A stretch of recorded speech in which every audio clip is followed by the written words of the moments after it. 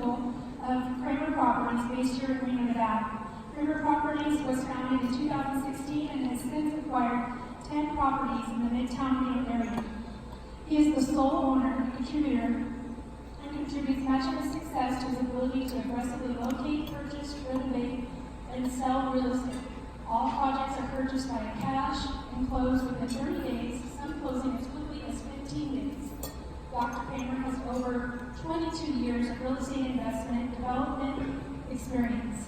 He currently owns and has interest in approximately 2,800 apartment units. Additionally, Dr. Kramer has consulted and managed the redevelopment of over 800 units for Siegel Suites in Las Vegas and was a partner with Kennedy Commercial in Las Vegas. Prior to farming Kramer Properties, Dr. Kramer was the Vice President of Pacific Southwest Development for 12 years. Dr. Kramer graduated with a Doctor of Pharmacy degree from the University of Arizona and has worked as a field-based medical director, medical liaison for 4 large pharmaceutical and biopharmaceutical companies. He receives recognition for his ability to work together with the commercial sales group and receives several merit rewards and promotions. It has received several merit rewards. So welcome, Joe. Thanks for being here with us. Okay. You're going to love Joe. Joe's a fun guy. He's got a lot of personality. But Joe, I just want to ask you a few questions. So you have a really interesting background between the pharmacy and the real estate. How did you end up in real estate? Well, first of all, before I can address that question, I'm quite impressed by the panel of women that we are going to be talking to this afternoon. They're extremely bright, successful, and I think you're absolutely gorgeous women. So for me to be up here in front of you guys, I'm extremely privileged. So thank you for having me a part of this discussion and leadership group.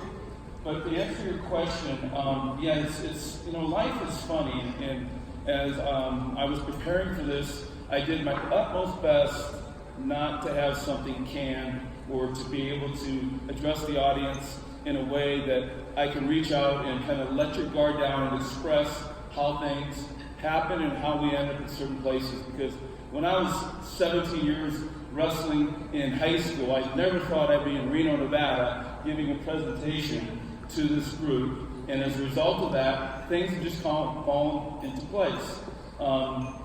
I was working as the main resident at UMC in Las Vegas. My present wife at the time was in nursing school. Her dad and parents owned Pacific Southwest Development, they're major developers, and I decided to, try something different. And I approached them and asked them, is there any way that I can start a developing business?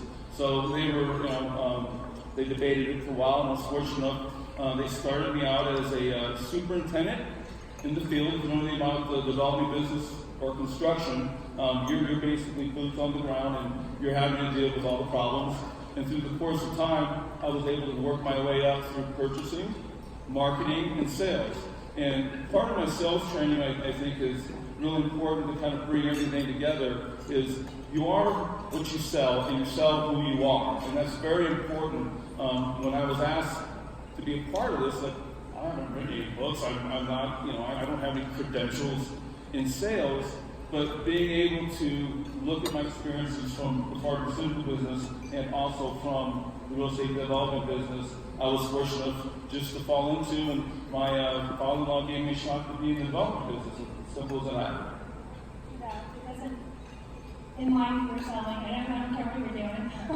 Whether you're a mom or you're dating or whatever it is, you're in sales, right? We're always selling something. Okay, so how has practicing both professions helped you in developing your sales skills? That's probably the best training that I could ever have, where I can sit up in front of each and every one of you, is to give some experiences that I have from the training. Even though I was on the medical development side of the pharmaceutical business, we were still required to go to all the training of pharmaceutical sales. And pharmaceutical companies, as you know, spend a tremendous amount of time, energy, and resources in training the reps, right? So one of the roles that I would have is I would have to be one of the doctors that they would have to role play on. And they would sit there and practice, and prepare. If you don't know what you're selling, you'll never be able to sell it. And I learned very quickly that preparation, that education, that knowledge is extremely important. So I think that is carried over into my real estate and development. As you're saying, we are selling and negotiating all times, all day, every aspect of our life. So you might as well get good at it because it will impact your life. Absolutely. So totally get it. So, what is the most important trait or characteristic that made you a successful salesperson? Well, my preparation, I actually read a book before this talk so I could come up with some good ideas for you guys. But before I read the book, I had a thought in my mind. It's, right? Perseverance, right? Proceed. Yep. If you can't persevere, you're never going to make it. And in my opinion, if there's no such thing as failure. Failure only happens when you quit or you didn't give it enough time to succeed. So perseverance is by far what I think is one of the most important aspects of being a good salesperson. And I think when we open up the panel, there will be a lot of talk and I think expansion on that. Do you agree? Absolutely, absolutely. So what would you say is your secret sauce? Do you have a formula that works best for you? Well, that's a good question. And when I go through the few things that I do as a developer, I think might somehow enlighten you in your own business. So the first thing you have to have is vision. If you can't see where you're going or where you want to be or what you want to accomplish, you can't get there, right? That's number one. Number two, you have to have the finance. I mean, hey, let's face it, it's business. Either you have to have the cash, the resources, or to be able to have a lending institution, be able to get the money to purchase the product. The other one is, when you really think about it, and this is the tough one, you have to be able to take risks. You have to be able to get out of your comfort zone and really take it to the next level. I mean, it's easy to say, I want to buy this, I can do this, and I can raise this much money. But until you sign a check or until you personally guarantee on something, it's a whole different ballgame, right? So that's definitely one point. And then the fourth one is the resources in the back office. Having a team that can support you. In my business, that would be architects, right? It would be general contractors, designers, and then anyone else that is part of my team to make sure that the day-to-day business runs. And that's just the things you can't control, right? I mean, we can do those four things, we have a fighting chance. But the last one's the most important. You have to have a little luck, and by the grace of God, things will work out. There's so many things out of our day-to-day control that can set all four of those things into a rate of just cascade of not working. So that's that. Yeah. You can only plan so much. Sometimes it's just, you gotta roll with it, right? So, how would you suggest, if I was asking you personally, what advice would you give me in myself becoming better in sales? I think it goes back to the pharmaceutical days. You have to be prepared. The more you know, the better prepared you are to handle any difficult question or situation because the customer wants to know your expertise. You have to be prepared. And then practice. You've got to be able to go out there and practice and have fun with it. I mean, there are no mistakes. They're learning experiences. And by that I mean you have to be able to take every situation that you go into and have fun with it, but really try to be the person that never ever gives up. I'll just give you just a quick story just popped in my head. I have a senior in high school of my daughter. She's going to be playing Division I soccer. And, they teach them different aspects about the game, and I am by far not an expert in soccer. And some of you may know some of the rules of soccer, but they'll call, every once in a while, they'll do a drop ball. They drop the ball, and one person each team stands on. They call it a 50-50 ball. Oh, no. I tell my daughter, that's 100% your ball. Meaning the mentality that you have to move forward and never give up, I think is very important. Yeah, playing those techniques of yourself and put yourself in the right mindset is huge. So, are these techniques that you use with different properties as your own sales and leasing program?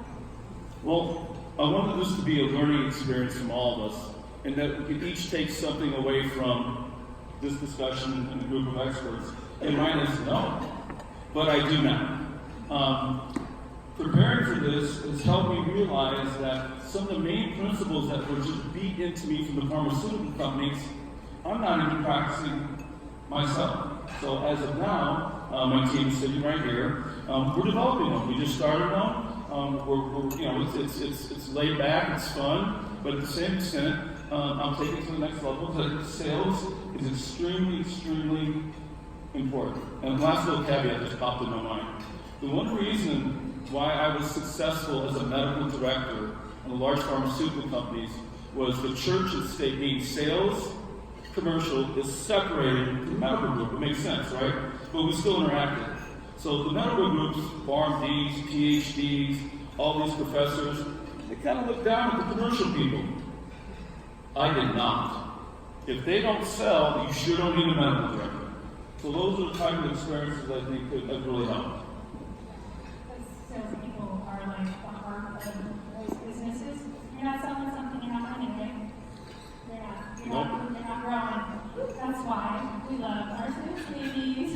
Right? Okay, so one final question. I'm going to bring up our top 10. Do you have a funny story or any pearls of wisdom regarding sales that you'd like to share with us? Yeah, this is a pretty interesting one. So I told you my father-in-law, I think probably from the encouragement of my wife at the time and his wife, he was kind of forced to bring me into business. So as a result of that, here I'm 27 years old, and they are working on probably the largest piece of real estate development in Las Vegas, and they put the beltway around.